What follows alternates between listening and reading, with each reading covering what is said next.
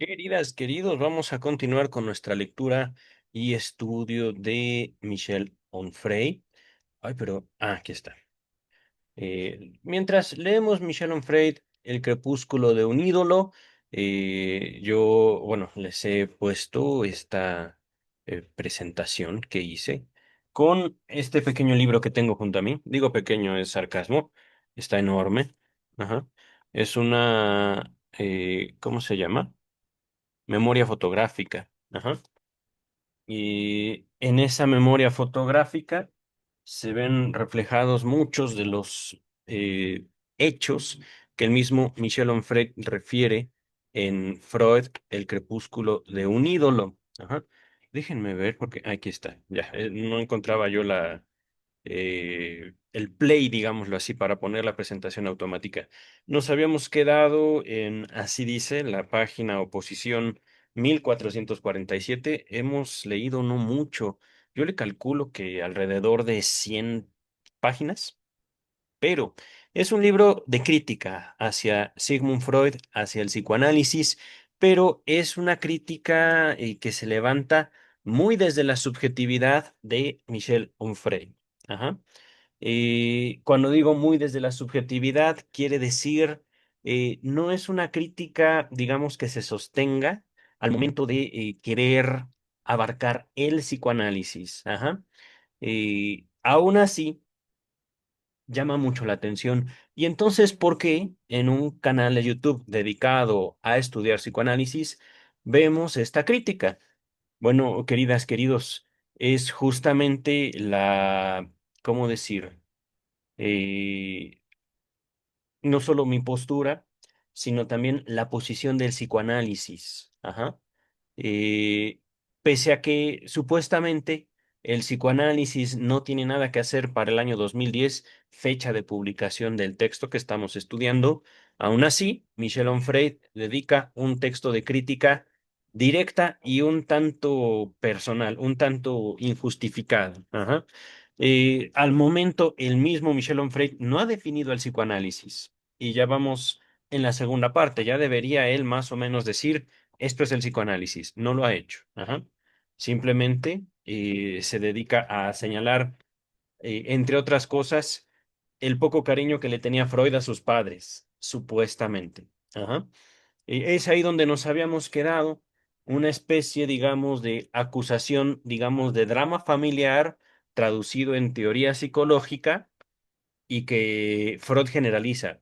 No es verdad, no es tan cierto eso, pero vamos a regresar ya a esta segunda parte de eh, un capítulo que tiene por título La madre, el oro y los intestinos de Sigmund. Así le puso Michel Onfray a su texto. Ajá. Dice Michel Onfray. Bueno, voy a regresar a una pregunta. Eh, el párrafo anterior, para retomar el texto y continuar, dice. Se habrá advertido que este análisis de pretensión universal constituye una confesión autobiográfica apenas velada, en la cual los protagonistas se llaman Jacob o Jacob, Jacobo en español, el papá de Sigmund Freud, y Amalia, la mamá de Sigmund Freud. Ajá. Aquí Michel Onfray acusa a Sigmund Freud de universalizar el complejo de Edipo y de básicamente tratar de imponer su propia locura. Ajá. Dice el texto, los padres, Julius y Anna, los niños, sus hermanos, ajá, de Sigmund Freud, eh, Sigmund y Philipp, el medio hermano en papel del padre fantaseado del niño inventor de su novela familiar. Ajá. Esto es algo muy particular y esto es algo que también eh, Ernest Jones, Ernest Jones es el que está en pantalla. Michel Onfray no se da cuenta que se está contradiciendo. Ajá. ¿Cómo puede ser que Sigmund Freud haya llegado a la conclusión del complejo de Edipo? Seguramente locura, dice Michel Onfray, pero ¿cómo? Si su situación familiar no era lineal. Ajá. No solo Michel Onfray, sino también Sigmund Freud en la interpretación de los sueños que les dejo en la descripción, señala. que su padre, el padre de Sigmund, era ya de tan avanzada edad que Sigmund Freud, cuando era niño, pensaba que era su abuelo. Y él se explicaba a sí mismo que realmente su padre era su medio hermano, que tendría como 20, 30 años cuando Sigmund Freud era un niño. Ajá. Pero imagínense esa situación. Y dentro de ese contexto familiar complejo, ajá, eh, que un niño, perdón, sí, que un niño, eh, digámoslo así, según palabras de Michel Onfray, confundido por las cuestiones de herencia, por las cuestiones de diferencias de edades, acabe construyendo la fantasía, la creencia ilógica, de acuerdo a Michel Onfray, de que el niño se enamoraría de su madre y odiaría a su padre, que por supuesto es una comprensión muy parcial del complejo de Edipo. Ajá. ¿Cuál sería un complejo de Edipo completo, digámoslo así? Un niño, hombre, todavía no definido como homosexual o heterosexual, es simplemente un niño. Ajá, quiera estar con su papá. Y voy a ser específico, no estar sexualmente, sino simplemente estar en la misma habitación, platicar con papá, jugar con papá, ajá, abrazar a papá, ajá. Cuando, digamos, nos acercamos al complejo de Edipo, y no solo al complejo de Edipo, cuando tomamos el psicoanálisis y tratamos de eh, popularizarlo, cuando tratamos de hacerlo fácil, caemos en esos errores. Ajá. Asimul- a- asi- asimilando, o sí, es que es correcto, asimilar el psicoanálisis como si fuera todo lo que se dice de él, ajá, sin tomar en cuenta justamente la intención que tenía su creador al momento de formular sus propuestas, sus conceptos, sus frases. Ajá. Al momento del doctor Sigmund Freud señalizar o poner en evidencia la sexualidad infantil, no está comparándola con la sexualidad adulta. Ajá. De hecho, hay ahí una concepción errónea de Michel Onfray hacia el complejo de Edipo. Ajá. Pero sin tratar, digamos, de profundizar en en su comprensión, el ataque, ¡pum! Locura de Freud. Ajá. Y así soluciona todo. Dice el autor. ¿Dónde y cuándo habría habido en Freud observaciones múltiples, comprobaciones analíticas, experimentaciones clínicas y acumulación de casos en la terapéutica antes de llegar a esas conclusiones de aspiración general? El complejo de Edipo. Ajá. Todo el mundo se enamora del padre del sexo opuesto y odia al padre del mismo sexo. Superficial. Ajá. ¿Cuántos pacientes? Preguntan Frey. ¿Qué cantidad de neuróticos, entre comillas, ya que esta es la palabra utilizada, habrían sido analizados por el psicoanalista para alcanzar esa certeza, que no se presenta como una hipótesis redactada en condicional, sino como una verdad universal, asestada de manera perentoria y afirmativa? ¿Qué es perentorio? No me acuerdo. Creo que lo vimos. Perentorio creo que es superficial, me parece. Perentorio.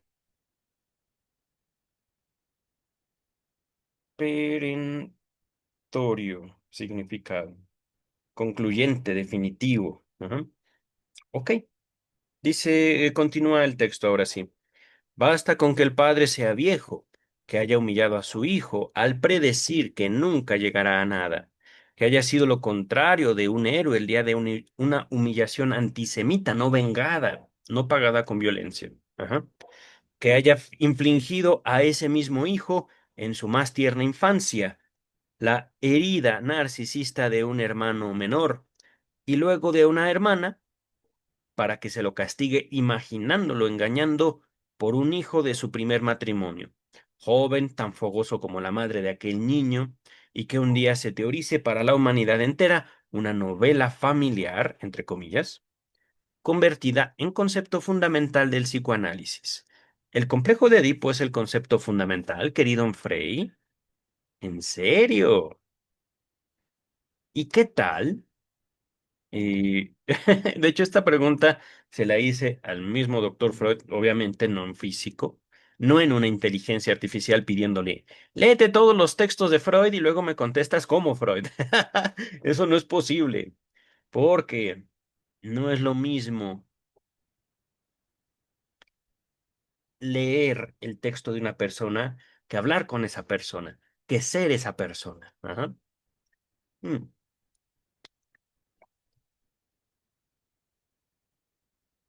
El complejo de Edipo es planteado por primera vez en la interpretación de los sueños. Ajá. En la interpretación de los sueños, de hecho es un capítulo muy corto, pero también como muy concreto. Ajá. Eh, Tiene, al menos en la edición Amorortu, en los libros verdes, estos de aquí. Ajá. Uy, no se ve muy bien. Oh, bueno, obras completas de Sigmund Freud. Ajá. En estos textos hay, por supuesto, las observaciones de James Strachey.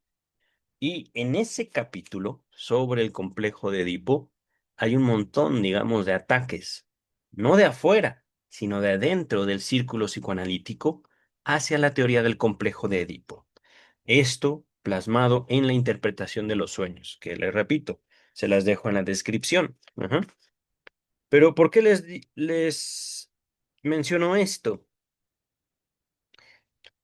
No es, digamos, sencillo ni la formulación del complejo de Edipo, ni la comprensión del complejo de Edipo. Ajá. Cuando digo comprensión, no me refiero a que, ahora ya sé. Ajá. Sino justamente, algo genera, ahorita en este caso, en Michel Onfray, la mención de algo que se asemeja a algo que de alguna manera similar, diferente, hemos vivido todos. Ajá. Similar, diferente. Es y no es. Ajá. Cuando nosotros queremos explorar el psicoanálisis, hay que abandonar, digámoslo así, ciertas certezas. Ajá.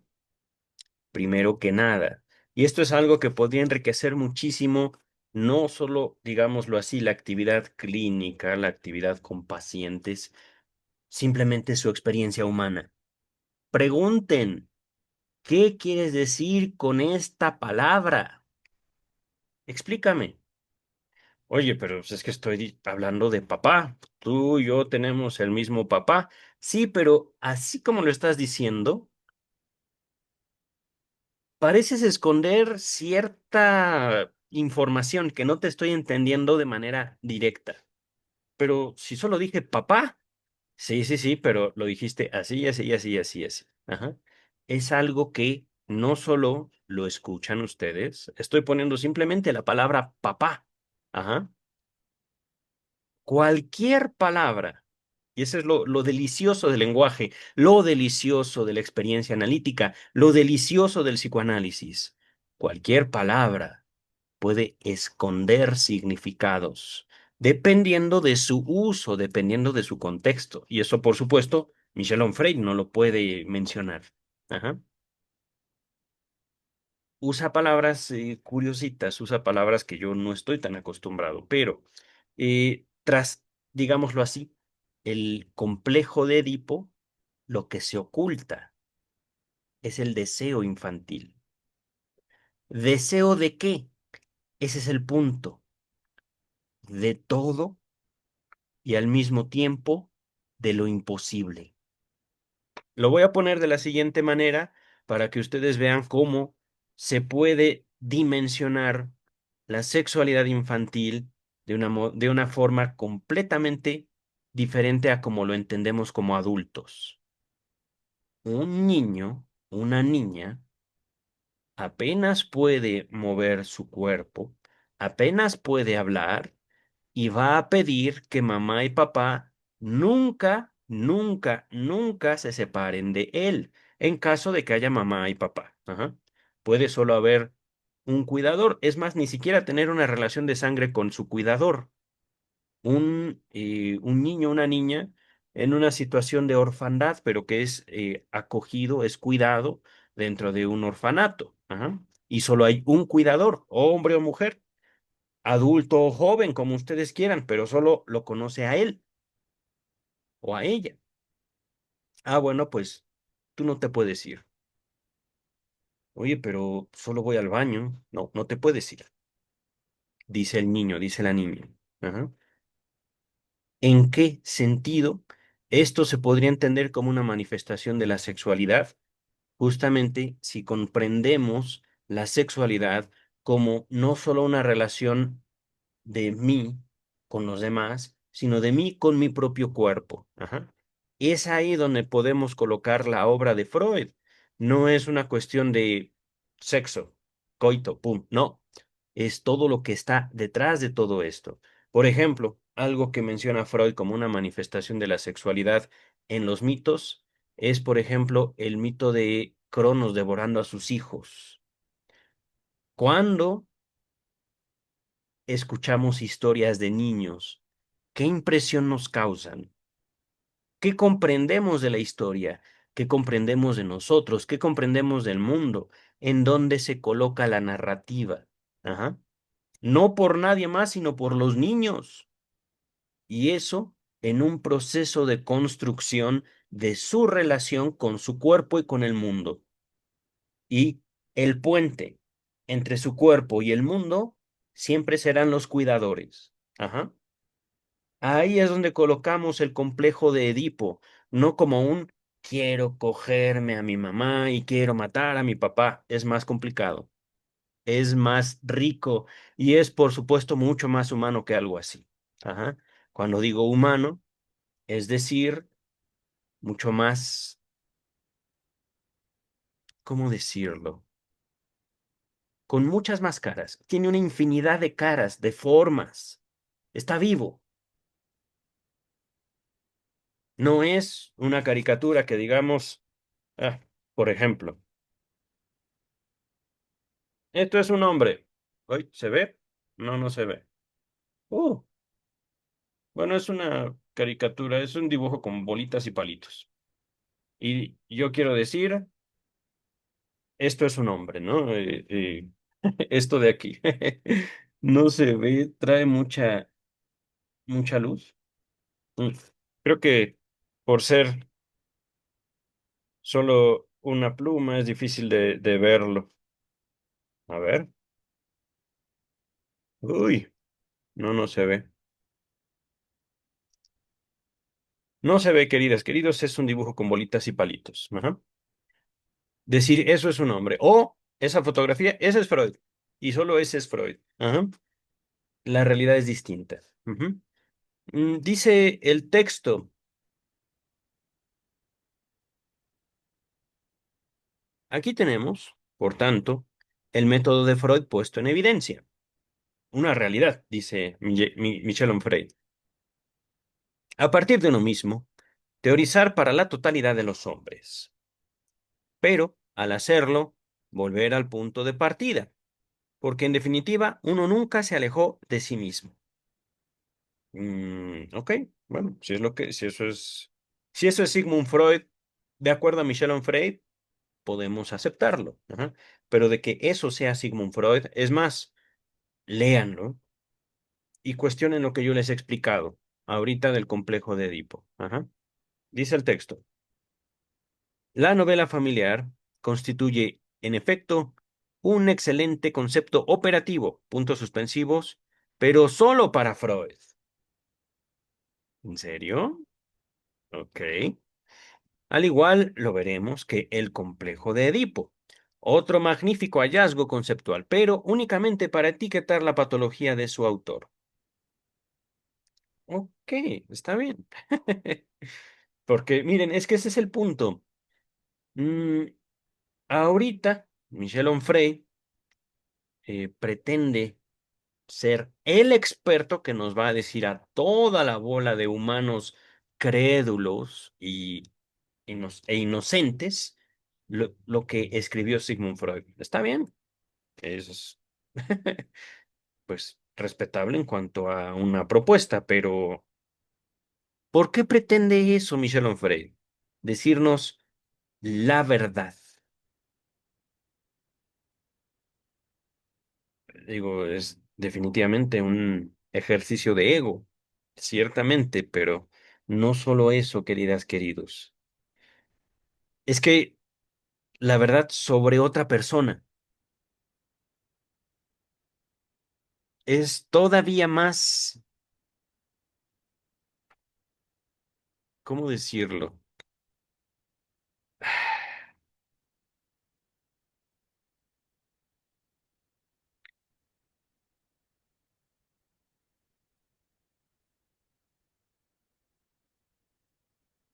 No está dando una opinión.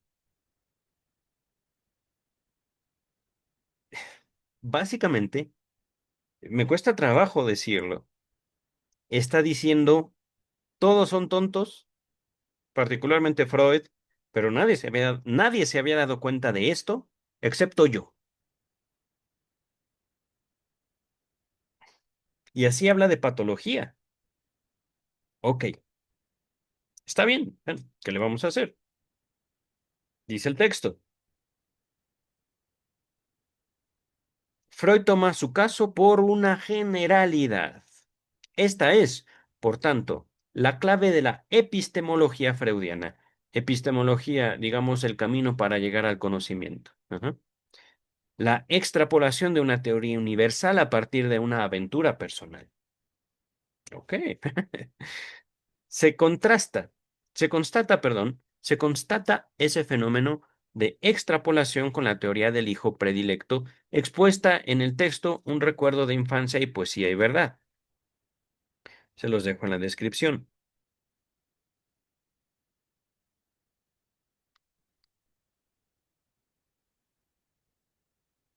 Otra teoría general originada de una aventura personal.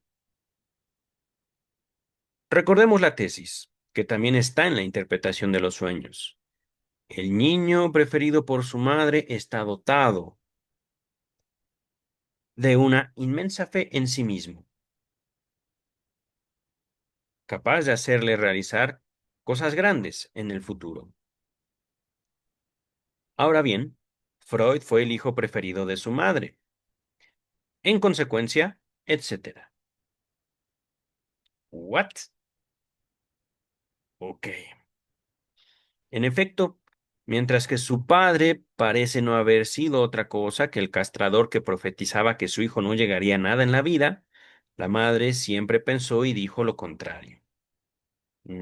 Ok.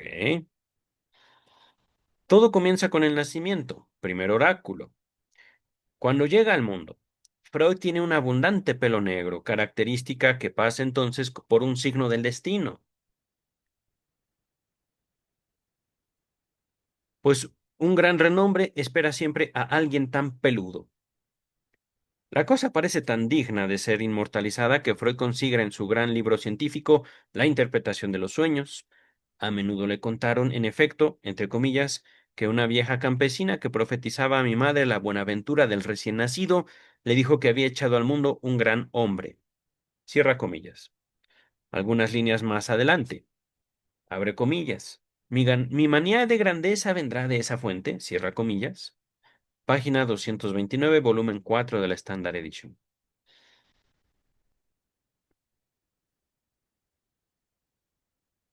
Algunas no.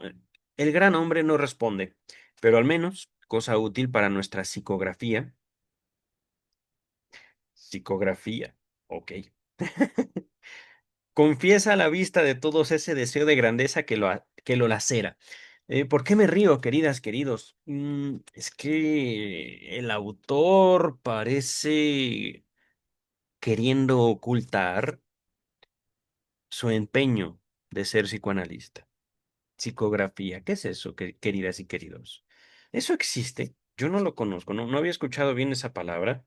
O, a ver, psicografía.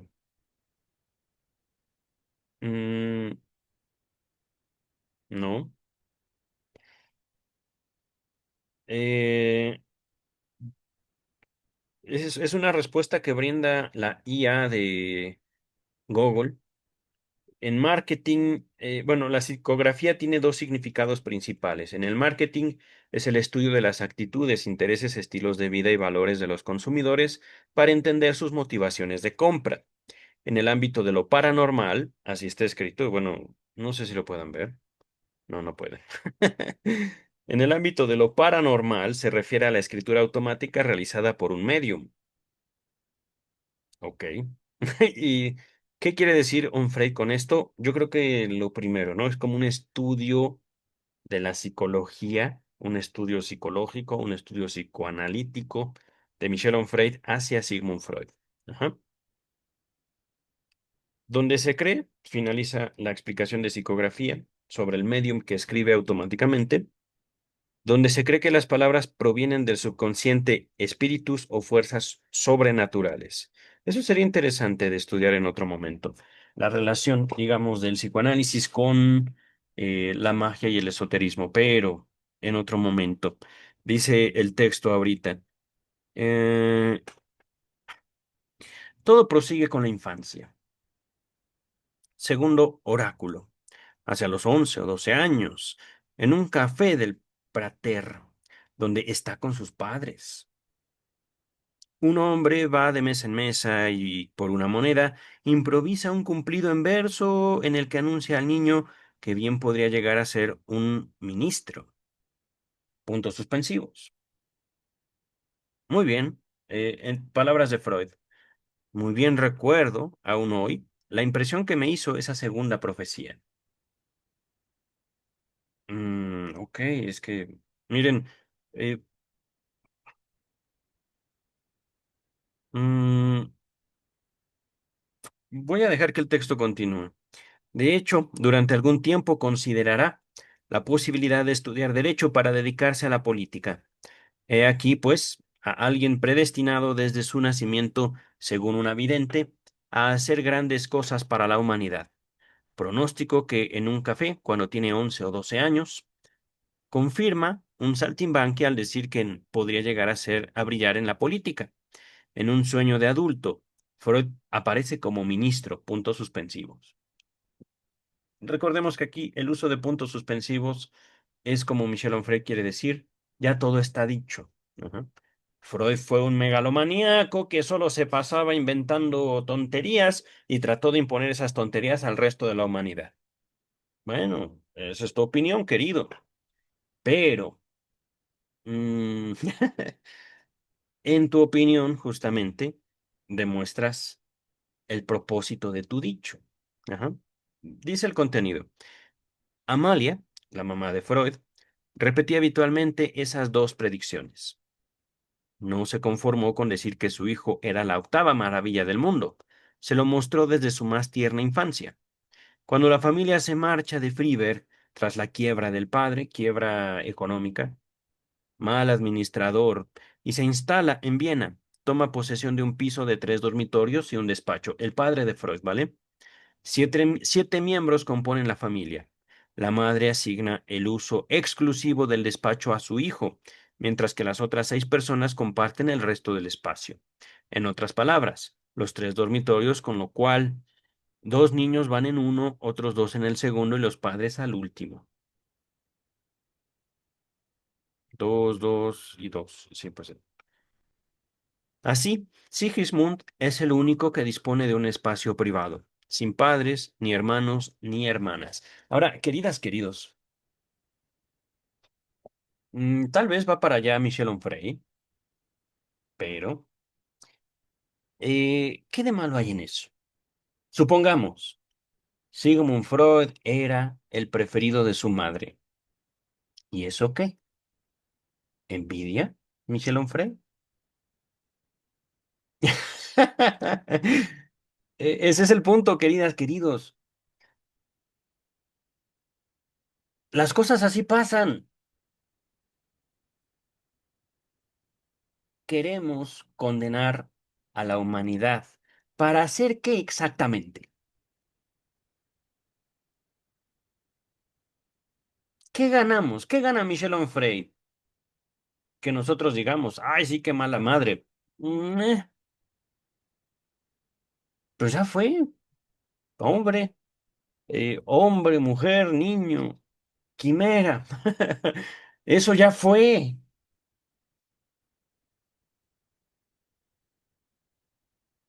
El propósito es sostener el gran narcisismo de Freud y atribuir a ese narcisismo fallas en la lógica, fallas en la argumentación. Al momento no se sostiene, querido. Dice el texto, su hermana menor toma lecciones de piano desde los 8 años. Él protesta, Freud protesta, un niño. Ajá.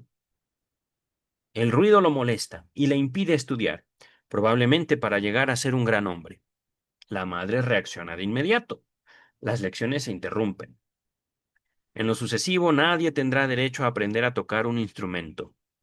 Ya padre de familia, Freud reproducirá ese ukase bajo su techo.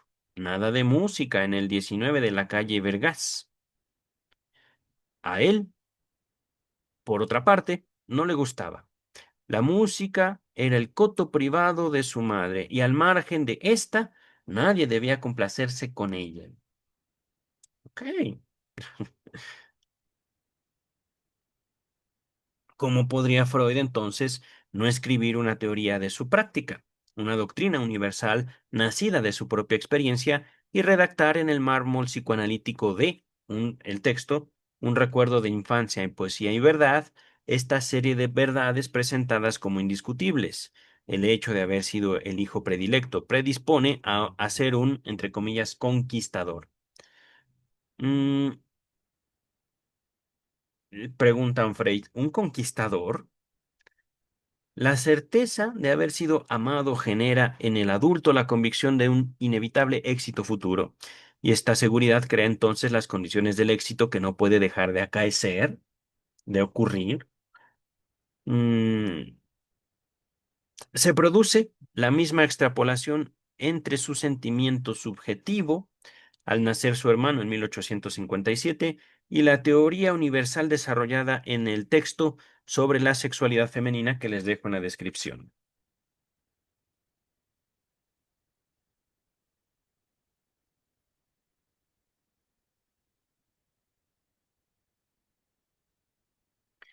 Mm, Recordemos la carta a Fliess del 3 de octubre de 1897, donde Freud confirma que ha recibido la noticia del nacimiento de Julius, entre comillas, con malos deseos y verdaderos celos del niño.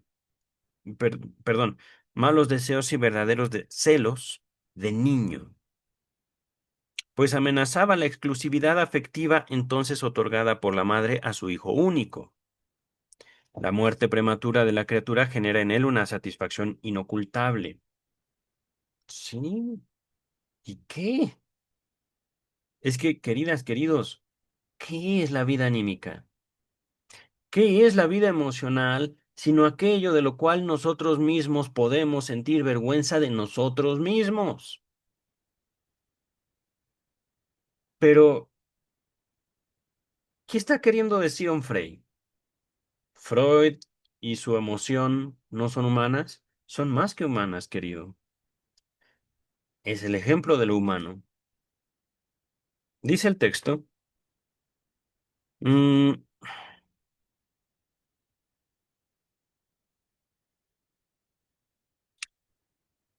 Antes de continuar, esta diferencia. Ajá. El hermano de Freud nace en 1857. Freud tendría 2 añitos, más o menos.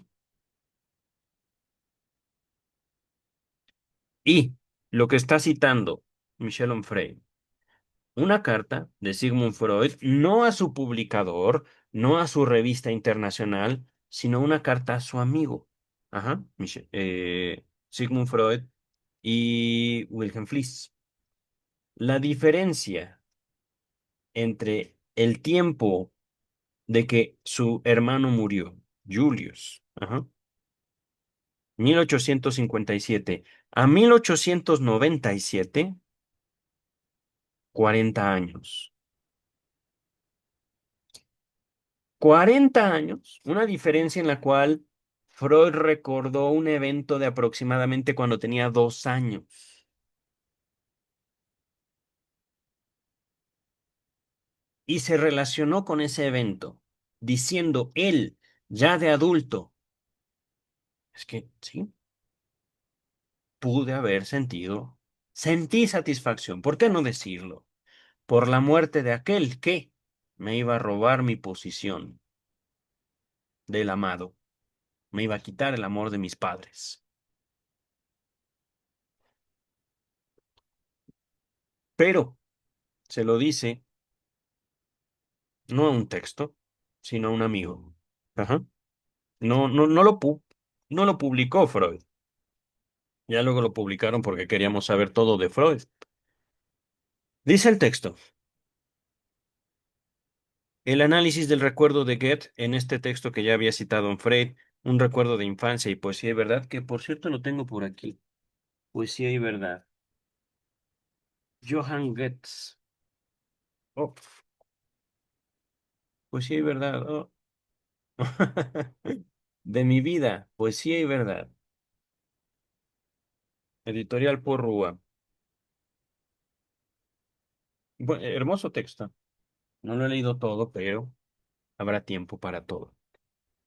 Entonces, el análisis del recuerdo de Goethe ya lo induce a la conclusión de que el niño, al romper la vajilla, digamos los platos, las tazas, ajá, entre comillas, expresa vigorosamente su deseo de eliminar al molesto intruso, el hermano menor por lo general, la hermana menor, ajá, que es un recién nacido en la familia, pero no sobre Freud, sino en Goethe. Ajá. El texto de 1931 confirma. Freud teoriza mm, sobre, entre comillas, celos hacia otras personas, hermanitos rivales. Pero este salto, texto de 1931, ese de un recuerdo de infancia en Poesía y Verdad, es de 1931. No lo recuerdo, queridas, queridos. Eh, bueno, voy a dejar así.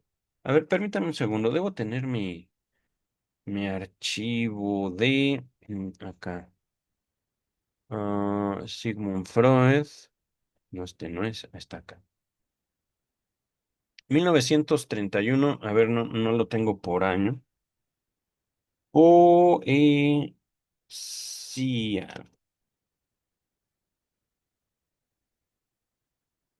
a ver, control H, V. No, un recuerdo de infancia en Poesía y Verdad es de 1917. Entonces, no sé a qué texto se refiere. Debe ser el otro sobre la sexualidad femenina. Ujú. Ok, entonces, sobre la sexualidad femenina es de 1931. Y aquí es Michel Onfray el que está haciendo la asociación entre estos dos textos de Sigmund Freud. Ajá. El texto de 1931 confirma. Freud teoriza sobre, entre comillas, celos hacia otras personas, hermanitos rivales. En virtud, aquí ya cierra comillas, continúa Onfray. En virtud del principio de que, entre comillas, el amor infantil es desmedido, pide exclusividad, no se contenta con parcialidades. Cierra comillas. Eh, Concluye Onfray, que autobiográfica parece en tal caso la ciencia psicoanalítica. Ese es justamente el problema, digamos, no del psicoanálisis, sino de juzgarlo.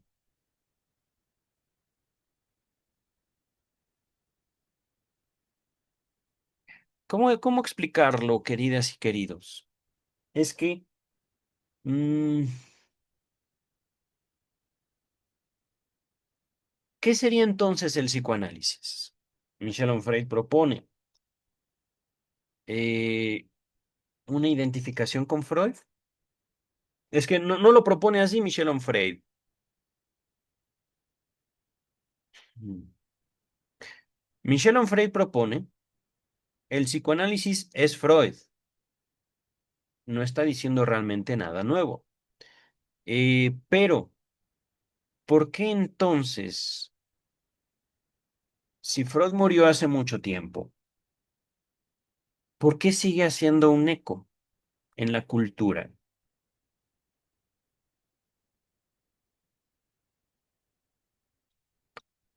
¿Por qué no solo siguen existiendo las asociaciones psicoanalíticas, sino se sostiene si ya no está Freud? Les acabo de decir, yo podría identificarme con Freud en ciertas cosas, en otras no.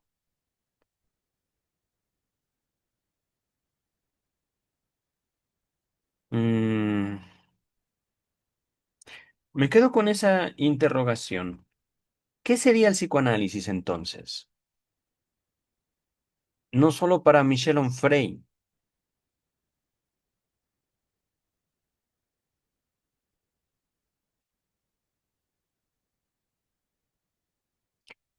Verán, pensé esto. Es muy fácil cuestionar el psicoanálisis cuando uno no se analizó nunca. Ajá. Es muy fácil señalar. Es que lo que decía Freud era inhumano, era malo. Mm, hasta que uno empieza a conocer un poquito no tanto de Freud, sino de uno mismo. Ajá. Lo voy a decir así. Michel Onfray se espanta de Freud. Es justo decirlo. Se espanta de que incluso para su contexto, su tiempo, para la vida de Michel Onfray, le espanta que sigan habiendo psicoanalistas. Ajá. ¿Por qué? ¿Por qué se espanta y por qué hay psicoanalistas todavía? 2020, bueno, el libro se escribió en el 2010. Podemos decir lo mismo que es 2025. Y van a seguir habiendo psicoanalistas, ajá, que es diferente que psicólogo, pero en otros momentos llegamos a esas diferencias. Ajá. Vamos a continuar con el texto. Por supuesto, estas preguntas las hago no para tanto descalificar la opinión de Michel Onfray, porque es una opinión. Ajá. Es una construcción, es una lectura, pero no es la lectura. No existe la lectura. Ya no puedo evitar ver a Lacan y pensar, la mujer no existe, ¿no? Pero no es la lectura, no es la verdad. Es una postura, es una verdad, es una construcción, es una opinión. Y tiene Michel Onfray todo el derecho. Pero por supuesto, señalo yo los cortes, el copy-paste, el acomodo que hace Michel Onfray. Ajá. Vamos a continuar ahora sí. Prosigamos con la pesquisa dedicada a la madre de Freud, que ya fue dicho, lo mimó, lo amó, lo cobijó, lo celebró, lo prefirió. Así lo dijo, lo mostró y lo demostró. Y él, desde luego, la creyó. ¿En serio? Era imposible, dice Onfray. Entonces que Freud no amara con locura a esta mujer que le devolvía la imagen más bella, más impecable, más genial y más conforme a la idea que él se hacía de sí mismo. Una idea, puntos suspensivos, fabricada por ella. Entonces, ¿tu propósito es criticar a Freud o a su mamá? Porque, y miren, queridas, queridos, supongamos que lo que plantea Michel Onfray fuera cierto.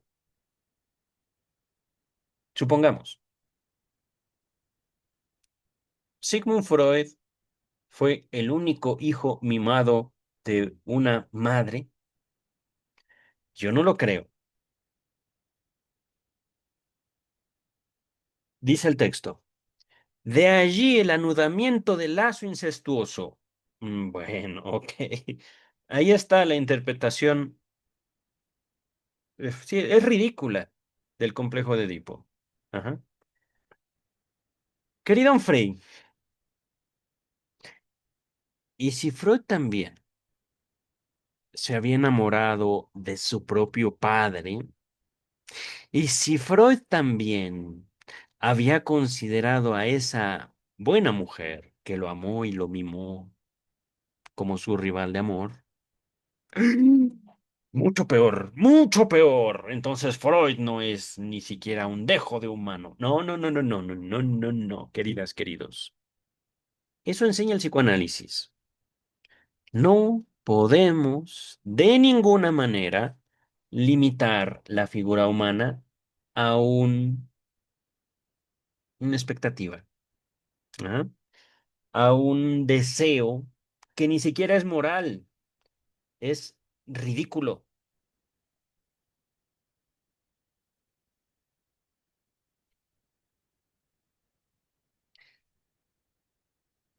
Es como tratar de reducir toda forma de criterio, toda forma de, ¿cómo decirlo? De vida, de realidad, al criterio de una sola persona. Mm, y por supuesto, qué mal que no somos esa persona. Qué mal que no somos Michel Onfray, porque él podría decir, yo les abrí los ojos al mundo entero. Yo hice pública la verdad de Sigmund Freud. No, fue Freud. Y por eso alcanzó la inmortalidad. Michel Onfray no ha expuesto nada que Freud no haya dicho. Y al mismo tiempo, cuando lo expone mal. Michel Onfray. Dice el texto, repito, de allí el anudamiento del lazo incestuoso. Pero al mismo tiempo, él habría de ponerla a distancia, mantener con ella relaciones psicopatológicas, somatizar, responder a Lu, que le pedía noticias de su madre, con noticias, puntos suspensivos, de su mujer. Ok. ¿Y qué quieres decir ahí? Pues, no sé, ya no sé, Michel Onfray. Dice el texto. Como un rito, Freud la visita todos los domingos con uno de sus hijos y todas las veces vuelve a su casa con problemas intestinales. Como siempre, evita imponerse su doctrina y zanja el problema con causalidades menos trágicas que en su consultorio, más pedestres, menos trascendentes, más inmanentes. La escena de la víspera, demasiado abundante. Es la culpable, puntos suspensivos.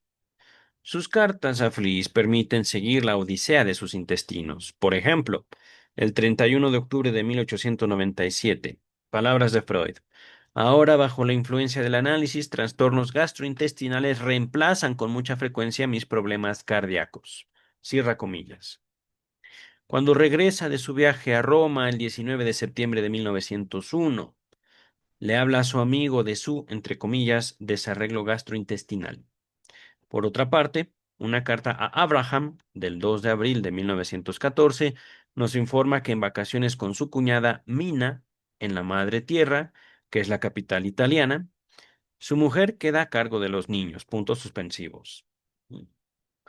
Trabaja en estas vacaciones con Mina, trabaja en el plan de, entre comillas, introducción del narcisismo, otro texto que les dejo en la descripción.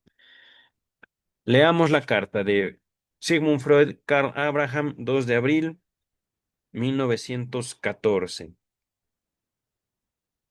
Desde que terminé el narcisismo, estoy pasando por un mal trance, un dolor de cabeza frecuente, dificultades intestinales. La presencia en Roma, bueno, cierra comillas, continúa un Frey. La presencia en Roma, la ciudad identificable con la madre, la reflexión sobre el narcisismo.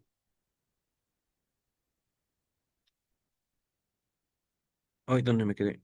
Ah, ¿dónde quedó? Aquí está. La presencia en Roma, la ciudad identificable con la madre, la reflexión sobre el narcisismo y la somatización intestinal parecen mantener una relación singular, pero no para Freud, no para Freud, puntos suspensivos. Ajá. No se da, s- es una malversación del psicoanálisis lo que está tratando de hacer Michel Onfray. Ajá. Eh, y por supuesto tratando de no solo descontextualizar la obra de Freud, sino aplicar una condena psicológica a Freud, ajá, tachándolo de...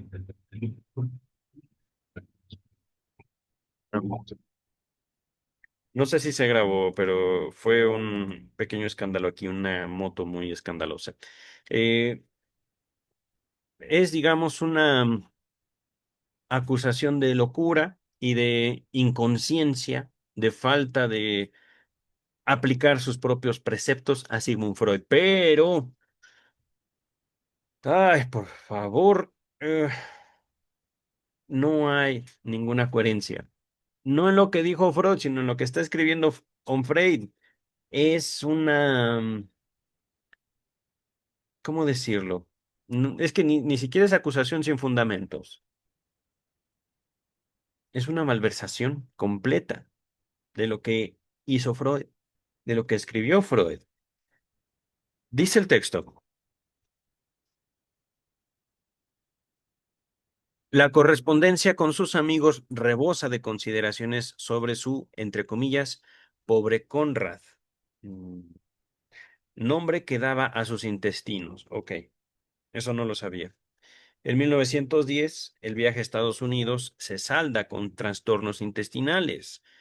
La culpa es del régimen alimentario, dice Onfray.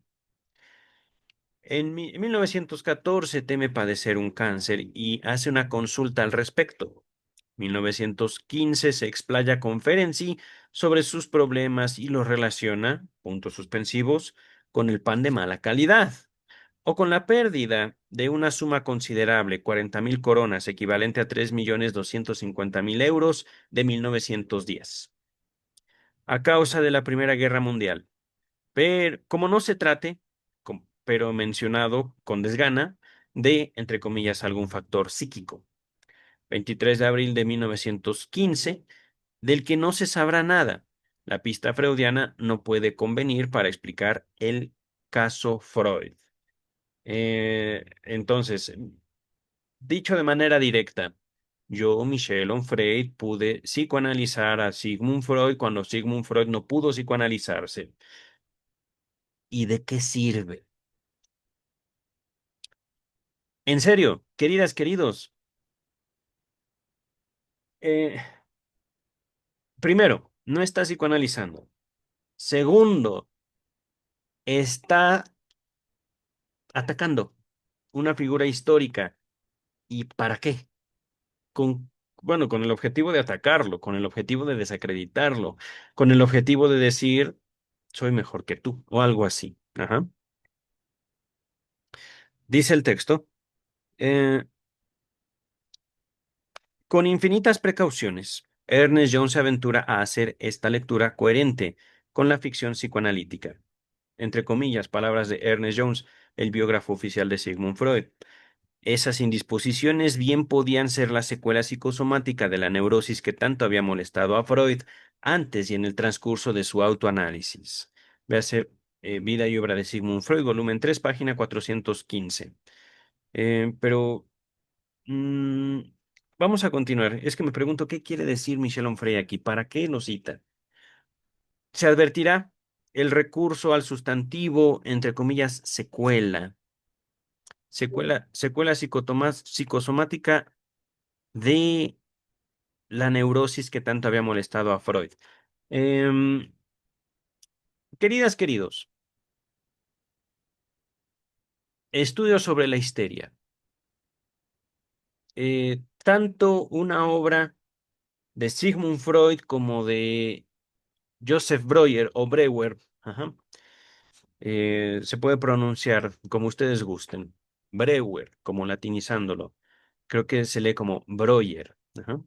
Pero estudios sobre la histeria, textos prepsicoanalíticos. Sigmund Freud y Joseph Breuer usan hipnosis y descubren que los pacientes histéricos, las pacientes histéricas, hombres y mujeres, pueden sostener síntomas que otros médicos señalan como falsos, como mentiras, como creencias de los pacientes, y aún así tener el cuerpo sano.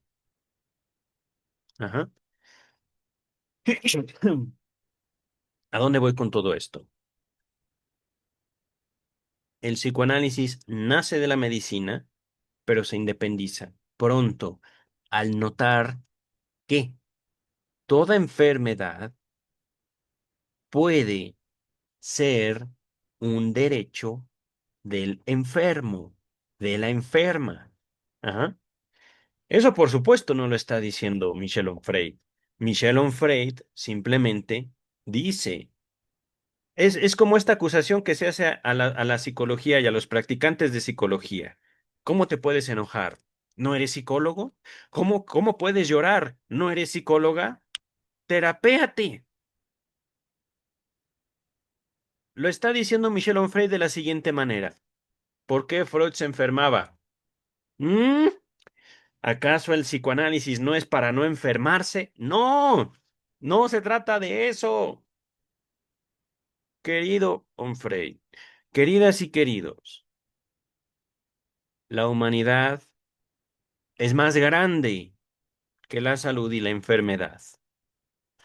La voluntad puede ir más allá de los límites que estamos dispuestos a otorgarle a los demás. Es decir, yo quiero que tú seas así, así. No puede ser así, ni así, así. Ajá. Y si no eres así, me voy a enojar contigo. Pues podemos hacer eso. Sí, pero viviremos enojados con medio mundo. ¿Por qué no simplemente, cómo decirlo? No es una cuestión de aceptar, es una cuestión también de cuestionarnos. ¿Por qué tenemos que ser miserables al momento de relacionarnos con otras personas? Porque tenemos que demandarles ser exactamente lo que queremos que sean. Y eso, fíjense, aplica desde que somos niños. Yo no quiero que papá se vaya a trabajar. Yo quiero que papá se quede a jugar conmigo. Bueno, no es posible. Mm, Me enojo. Voy a estar con enojo todo el día. Bueno, pues enójate.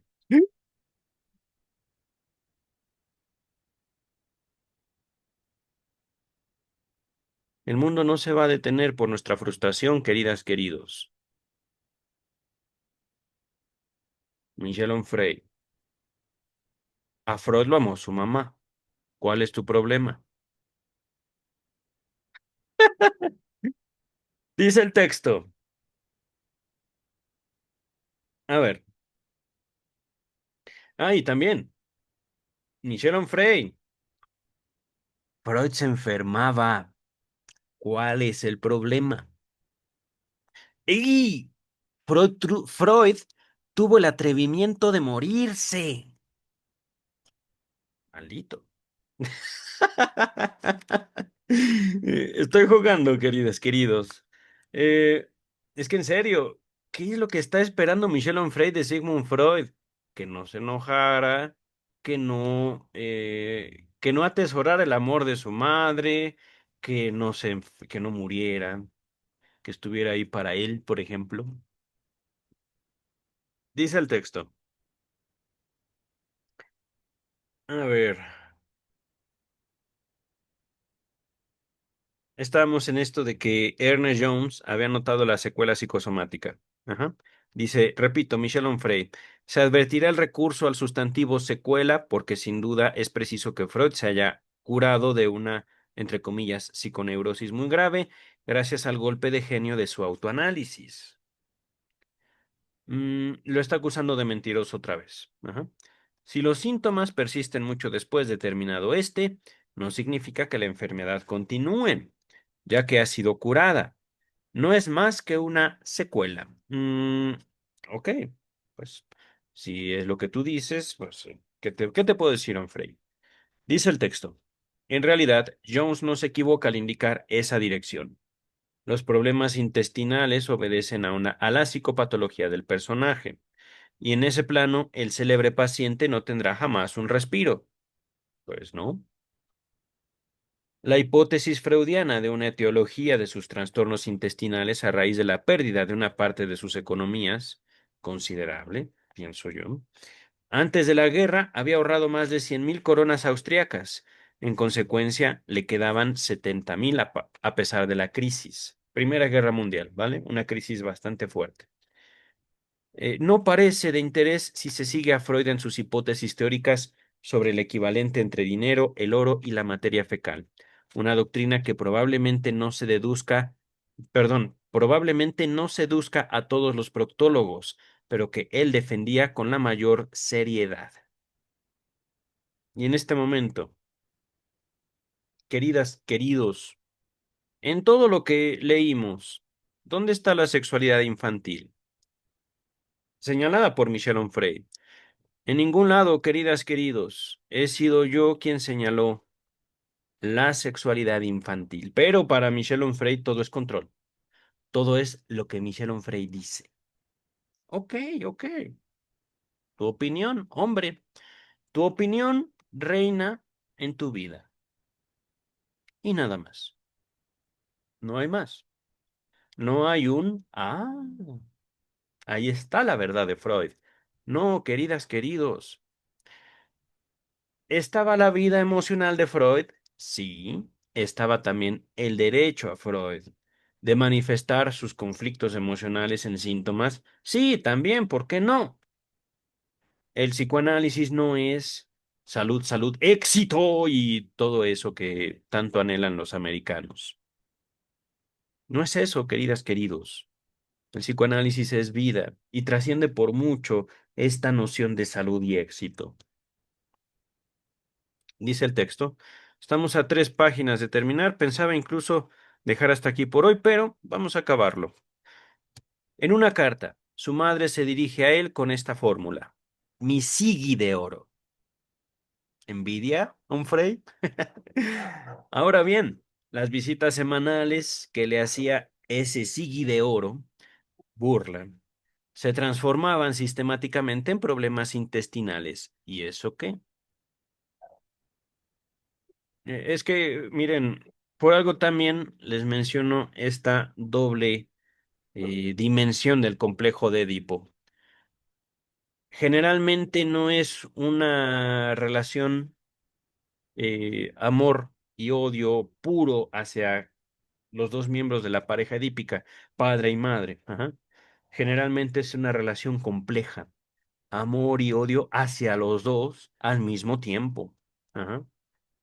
Vamos ahorita a continuar. La teoría tiene, pues, en virtud del principio ya señalado de extrapolación de sí mismo al mundo, las huellas de ese parentesco entre el oro y la materia fecal. Un día, esta patología personal duradera e indiscutiblemente neurótica produce, por tanto, una doctrina expuesta en el texto, carácter y erotismo oral que encontrarán en la descripción. Oye, no pinté esta pluma, por estar dibujando monitos. Carácter, ya pintó. Ujú. Entonces, repito, ah, Un día esta patología personal duradera, indiscutiblemente neurótica, produce por tanto una doctrina expuesta en el texto Carácter y erotismo anal, 1908, y sobre las transposiciones de la pulsión, en particular el del erotismo anal, 1916-17. Transposiciones de la pulsión, también en la descripción. Mm, y nótese aquí los 8 años de diferencia entre un texto y otro. Ajá. Eh, Creo que esto también, esta observación va en sentido de la crítica de Michel Onfray. Freud no era un teórico de la salud mental. La cura que presenta Freud al mundo a través del psicoanálisis no es la salud mental, querido Onfray. No es eliminar toda forma de síntoma, porque esos síntomas son manifestaciones de nuestras relaciones con nosotros mismos. No relaciones sexuales, sino relaciones de yo respondiendo sobre mis propios sueños, yo dándome cuenta y a veces no de mis propios pensamientos, fantasías, deseos, sentimientos, etcétera. Ajá. A eso me refiero con relaciones, queridas y queridos. Repito, carácter erotismo anal en la descripción y sobre las transposiciones de la pulsión, en particular del erotismo anal. Desde las líneas iniciales del primero de esos artículos, Freud escribe, entre comillas, ahora ya no sé indicar qué ocasionamientos singulares me dieron la impresión de que aquel carácter y esta conducta de órgano existía un nexo orgánico, pero puedo aseverar que ninguna expectativa teórica contribuyó a esa impresión. Mm, volumen 8, página 500 153. Ajá. Habla a continuación de, entre comillas, experiencia, sin señalar qué parte correspondiente de la autoobservación y cuál a la clínica. Ok. Cuando se conoce la implicación del autor con ese tipo de carácter, una reflexión sobre las relaciones entre este y la producción de una neurosis obsesiva merecerían precisiones más amplias. Habla Michel Onfray del psicoanalista. Freud desarrolla bueno, estoy bromeando, no es psicoanalista. ¿Por qué? Porque está malversando el psicoanálisis. Ajá. Eso no es psicoanálisis, eso es la condena. El uso que Michel Onfray le está dando a la teoría analítica. Ajá. Dice el texto. Freud desarrolla una teoría de los estadios en los tres ensayos de teoría sexual. Falso. Bueno, no es el objetivo del libro. Tres ensayos en la descripción. Pero también en otros textos que exponen ese programa de despliegue de la libido. En su desarrollo sexual, cada uno seguiría pues un trayecto que lo lleva del estadio oral al estadio sádico-anal y al estadio fálico, para llegar tras un periodo de latencia al famoso estadio genital. En el primer estadio, correspondiente al primer año, el niño no ansía ningún otro objeto sexual que sí mismo. En el último, el objeto consiste en establecer una vida sexual calificada de normal con reproducción. No. Pero bueno, es Michel Onfray diciéndonos la verdad de Sigmund Freud. Allá ustedes sí le creen, queridas y queridos. Eh, en el estadio oral, es que no habla de pulsiones aquí, Onfray. Habla simple, es un reduccionismo grosero el que está haciendo Onfray. En el estadio oral se dice que la actividad sexual es caníbal porque no está separada de los actos de nutrición. ¿Y por qué no? Pero bueno, eso no lo puede contestar Onfray. El placer reside en la ingestión de sustancias líquidas o sólidas, y la zona erógena se concentra entonces por la boca, los labios, la mucosa bucal. Por eso el placer de chupar, mamar y chupetear. ¿Y cuál es el objetivo de todo esto, Frey? ¿No estabas tú atacando a Freud porque lo amaba a su mamá? Dice el texto. Entre el segundo y el tercer año, el estadio sádico anal se caracteriza por el desplazamiento de la zona erógena hacia el esfínter.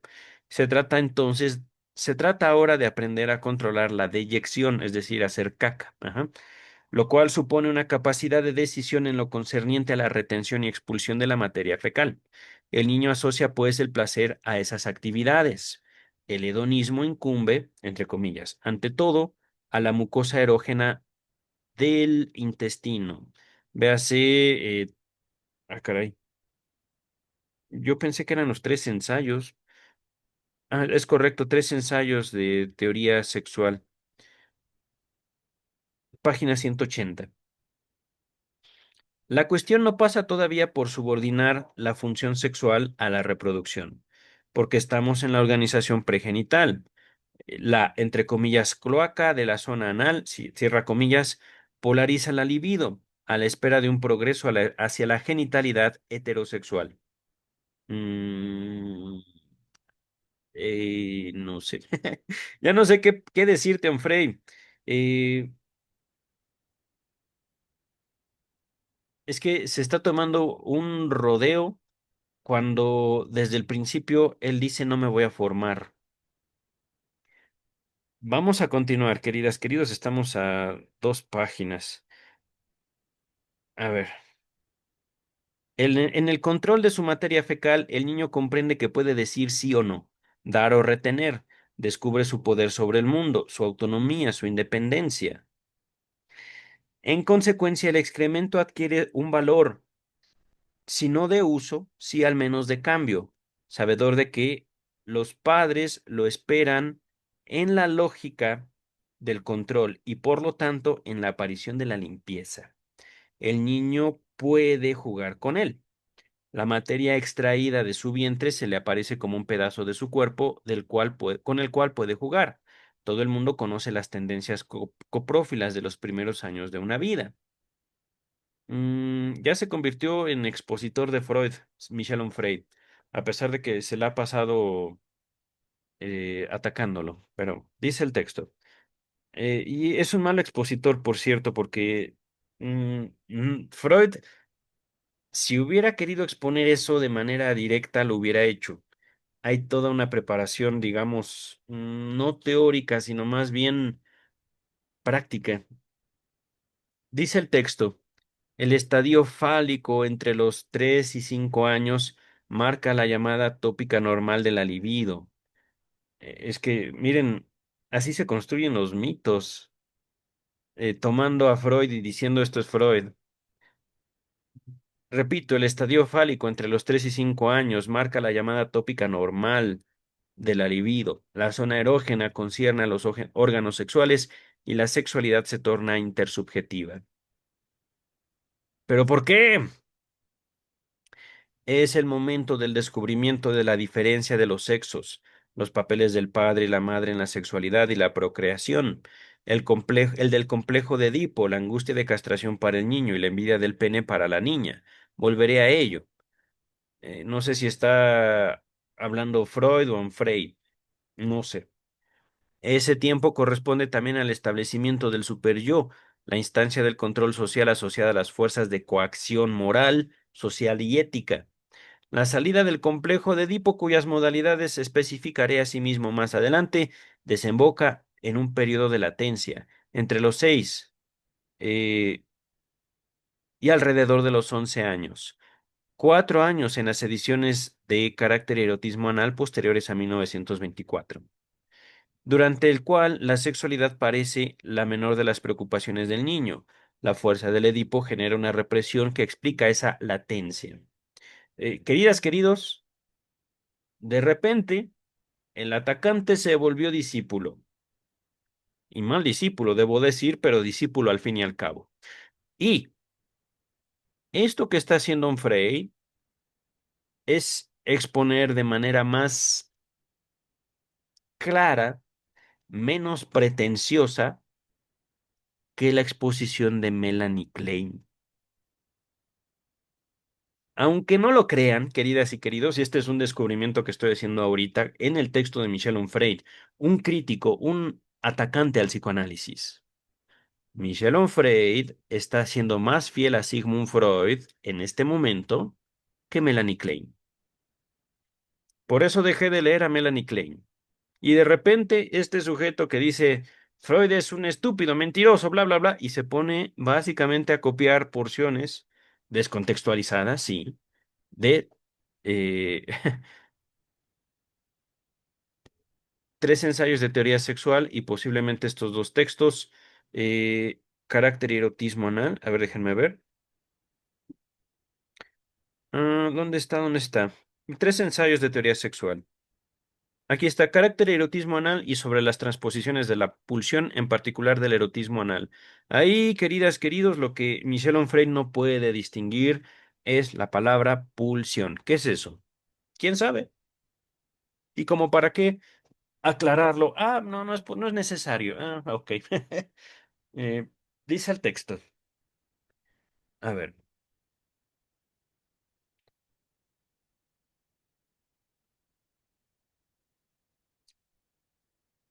La fuerza del Edipo genera una represión que explica esa latencia. Es el momento de la denigración del sexo opuesto.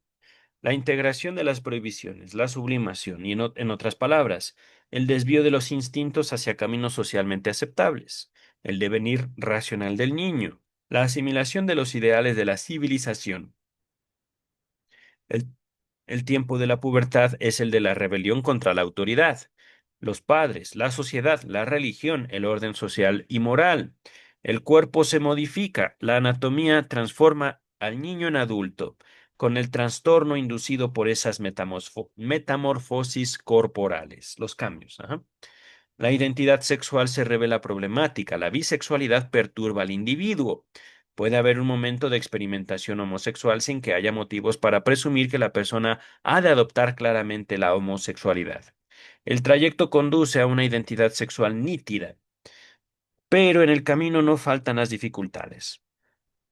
En función de lo que haya tenido lugar durante el desarrollo de esos estadios, que abarcan desde el nacimiento hasta aproximadamente los 5 años de vida, los traumas pueden producir fijaciones que explican una serie de comportamientos, sino de patologías. Neurosis, queridas, queridos, pero ya, de acuerdo a la OMS, eso no existe. Dice el texto. Las fijaciones en el estadio anal, por ejemplo, explican la avaricia, la pasión contable, el tropismo de la extrema limpieza o la extrema suciedad, la neurosis obsesiva, la pasión por el coleccionismo. Freud coleccionaba encendedores y sellos. En tanto, esto lo menciona Onfray. Ajá. Es decir, Michel Onfray está diciendo, el psicoanálisis no sirve porque Freud era neurótico. Es que no era el objetivo. Desde el principio, eliminar la neurosis, querido Onfray. Y, querido Onfray, también de eso trata todos esos textos que tú supuestamente dijiste en la introducción que ya habías leído y que ahorita estás extrayendo párrafos. ¿Cuál es la relación entre la neurosis como, entre comillas, enfermedad mental y la sexualidad humana? ¿Cuál es, Onfray? Al momento tu texto ha sido Freud, Freud, Freud, Freud, Freud, Freud, Freud, Freud, Freud, Freud, Freud, Freud. Ajá. Y el problema de fondo, quitemos a Freud de la ecuación. ¿Hay o no hay neurosis para el año 2025? Eso depende. Ajá. Si ustedes le preguntan a la OMS, Organización Mundial de la Salud, la OMS dice no hay neurosis. Si ustedes le preguntan a un analista, este o esta les dirá que sí y procederá a explicarles la relación entre la neurosis y la sexualidad humana. Y también, contando con un poquito más de cultura, podría explicarles por qué para la OMS no hay neurosis. Tiene sus razones ciertamente políticas, pero también históricas. Ahorita no voy a profundizar al respecto. Ajá. No solo he desarrollado aquí en estos videos mucho de mi pensamiento, muchas de mis observaciones, las sigo todavía desarrollando, entre otras cosas, estudiando las leyes, queridas y queridos. Ajá. Código Penal, Ciudad de México. Esto, miren esto. Psicología forense. Por supuesto, es un texto, obviamente, conforme a las leyes mexicanas. Ajá. Y no solo eso. Historia, queridas y queridos. No desechen el estudio de la historia para también lograr posicionarse frente a otros individuos humanos. Posicionarse no quiere decir necesariamente atacar, pero no descarten la defensa propia. No descarten que la historia misma nos enseñe que el conflicto es lo que caracteriza la vida humana. Voy a dejar hasta ahí mi comentario. Regreso al texto. Ajá. Ya estamos a una página. Una página. Entonces, Freud, el neurótico obsesivo. Nadie se dio cuenta, solo Michel Onfray en toda la historia de la humanidad. Bravo. Dice el texto. En tanto que las fijaciones en el estadio oral serían productoras de la histeria. Los traumas en cuestión corresponderían ya sea a un periodo de dicha demasiado prolongado o a un periodo frustrante, breve e insatisfactorio, o bien a un destete brutal e inapropiado. Las personas dadas a la buena vida, los sibaritas, que se deleitan en las experiencias, ajá. Los enófilos, no sé qué es eso. Enófilos. Los oradores y los parlanchines encontrarían en ellos razones para explicar sus pasiones. Aquí está básicamente repitiendo, pero no me sirve esa repetición, disculpe, Onfray. Se comprende con claridad, entonces, hasta qué punto la problemática intestinal remite a Freud a un periodo particular de se destaca la existencia, y por lo tanto de su existencia. Se destaca ajá. El periodo que habitualmente abarca para él el estadio oral, entre los 18 meses y los 3 años, corresponde en su biografía a 1857-1858, esto es, durante la maternidad de su madre, Amalia, que a la razón lleva en su seno a Anna, su hermana de Freud. En otras palabras, una niña que saldrá del vientre materno como las materias que causarán tanta inquietud a Freud a lo largo de toda su vida. Que él reproduzca, pero antes de continuar, ¿Sigmund Freud era mujer? ¿Cuál es la diferencia entre la psicología masculina y femenina, Freud?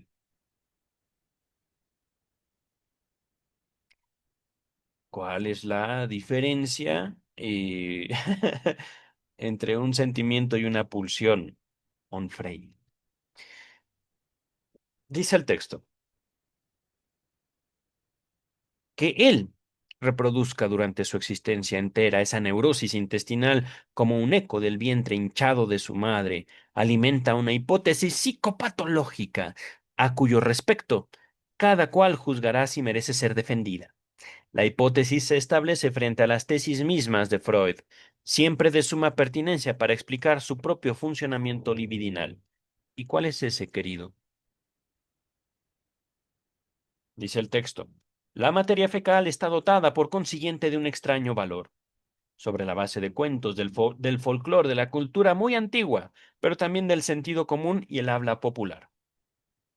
Freud cita los relatos en los cuales el oro se asimila a los excrementos del diablo casi siempre. Luego, conclusión científica, como nuestro autor sabe escupirlas en el mármol de lo universal, burla, el dinero es puesto en los más íntimos vínculos con el excremento. Véase volumen 8. ¿Qué? ¿Cuál era ese? Creo que era carácter y... Ay, ¿cómo? Carácter y erotismo anal, me parece. A ver, ¿dónde me quedé? Aquí está. De modo que el temperamento anal produce personas con rasgos de, entre comillas, orden, ahorratividad y pertinacia. Pertinacia, perdón. Digamos como terquedad. Ajá. Cierra comillas. Aclaremos que Freud no manifestó jamás un talento particular por el desorden, el gasto desconsiderado y la flexibilidad mental. Fíjense, aquí está la ética del texto. Es incorrecta, es incorrecto el orden, la ahorratividad y la terquedad, queridas y queridos.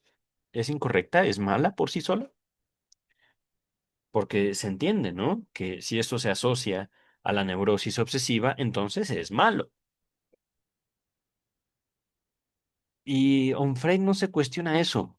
Para él, el psicoanálisis es un estar en contra de la neurosis.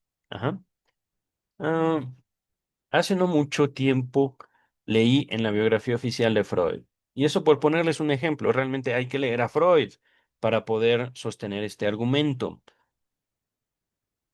Es imposible, como ser humano, disfrutar mi propia neurosis, querido Onfray, porque la podemos usar, claro que sí.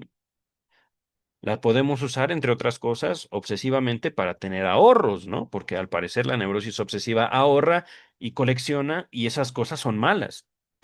Son malas por sí solas, por sí mismas. Ajá. Entonces, tener ahorros es malo. Hay que despilfarrar. ¿Por qué? Porque queremos salud mental, ¿no? Pues no. Si ustedes ahorran, qué bueno. Ahorren, queridas, queridos. Si ustedes no ahorran, allá ustedes. Ojalá y disfruten su dinero. Ajá.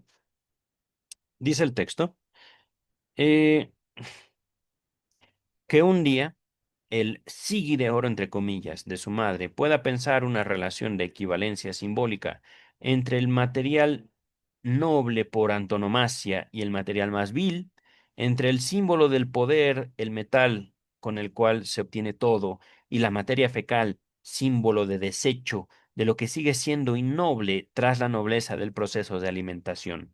Es lo que asombra en la pluma de un pensador que se propone la ciencia. ¿Pero ciencia de qué, querido Frey? Se propone la ciencia y la verdad tal y como ellas existen en Copérnico y Darwin. Sí, pero ¿de qué? No lo ha explicado Onfray. No, a Onfray no le importa eso. A Onfray nada más quiere escupir a Freud. Ajá. Quiere escupirlo, es que sí. Quiere que le salga Freud de las entrañas. Fíjense eso.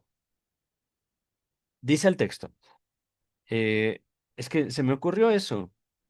En verdad, Michel Onfray, ya lo había señalado, pero admira tanto a Freud que quiere que le salga de dentro, que quiere no solo escupirle en la cara, sino que su mismo producto, que su misma mierda, sea Sigmund Freud. Dice el texto, uy,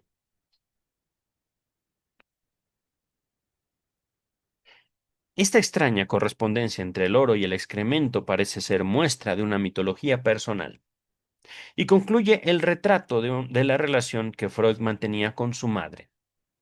Limitémonos a agregar este detalle, aunque todo el mundo sabe que el diablo está en los detalles.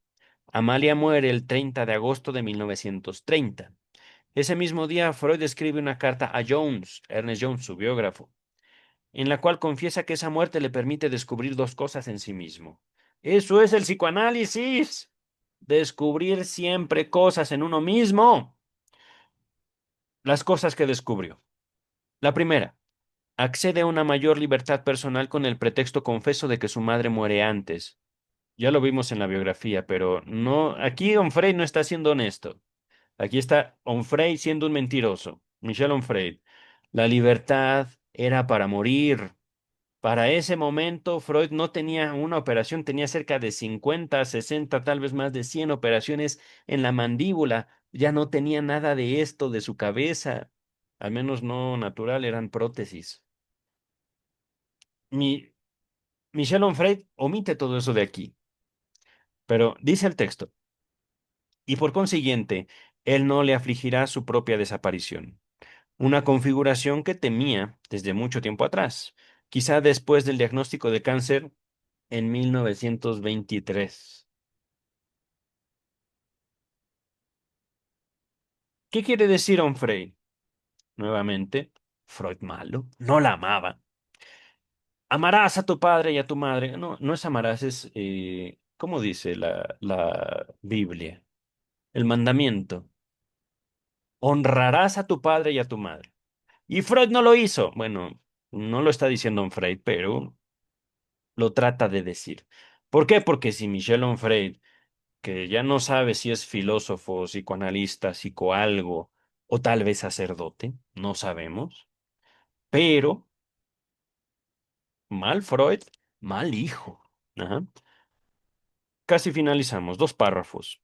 La segunda, la segunda cosa que descubre Freud ante la muerte de su madre. Confiesa su, entre comillas, satisfacción de que por fin haya encontrado liberación a la que tenía derecho después de una vida tan larga. Eh, pues sí, ciertamente. Pero, dice Onfray, ¿qué liberación? ¿Liberada de qué? ¿De qué mal? ¿De qué enfermedad? ¿De qué sufrimientos? ¿De qué extremas decadencias? Su madre no padecía ninguna patología. Al contrario, se mantuvo vivaz y consciente hasta el último suspiro, a la edad de 95 años. ¿En serio? A ver, finalizamos el texto. En esta situación, es él quien por fin se ve liberado de la angustia de tener que perder a su madre, y no ésta la que se libera de la carga de haber vivido. Ahorita, para señalar su estado anímico, Freud agrega en la carta, no hay dolor, no hay pena. Cierra comillas. Último detalle confirmatorio de que la gesticulación es epistolar, digamos, el engaño de las cartas, ¿no? En la que se confiesa una ausencia de dolor, actúa como pantalla del extremo sufrimiento del extremo sufrimiento. El Sigi de Oro no asistió al entierro, por el cáncer será, y envió a su hija, Ana, para representarlo. Es que ya acabó el capítulo, queridas, queridos, pero en serio, eh, es un, ¿cómo decirlo?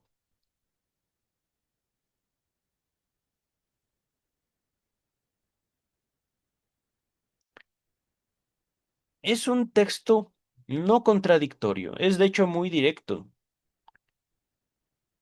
Es una persecución a Freud, una persecución obsesiva a la figura de Freud.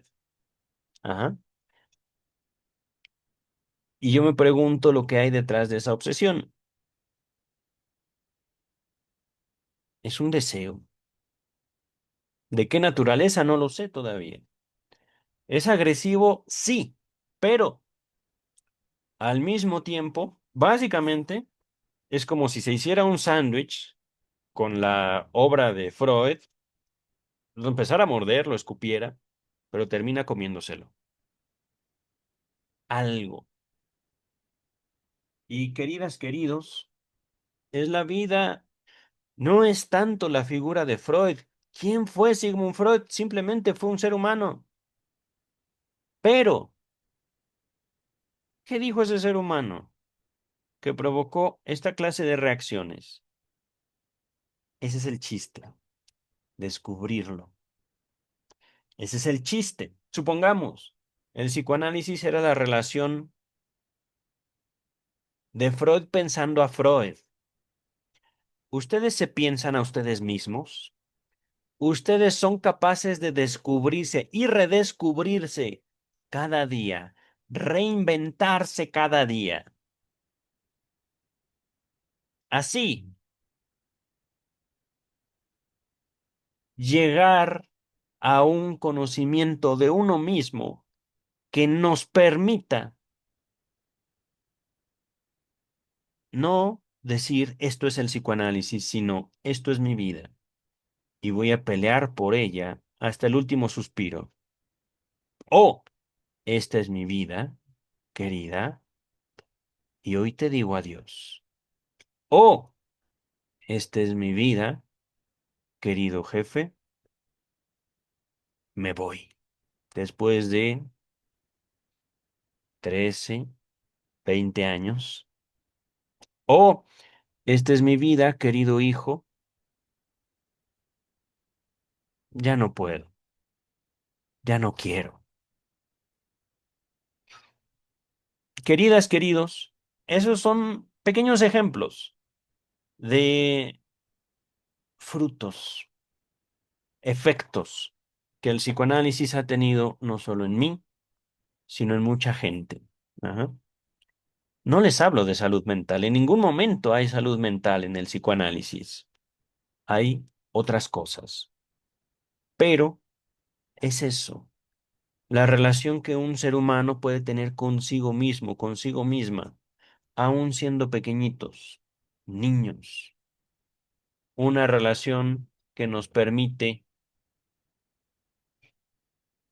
identificar dónde estamos y qué es lo que queremos, al menos al corto plazo, al menos.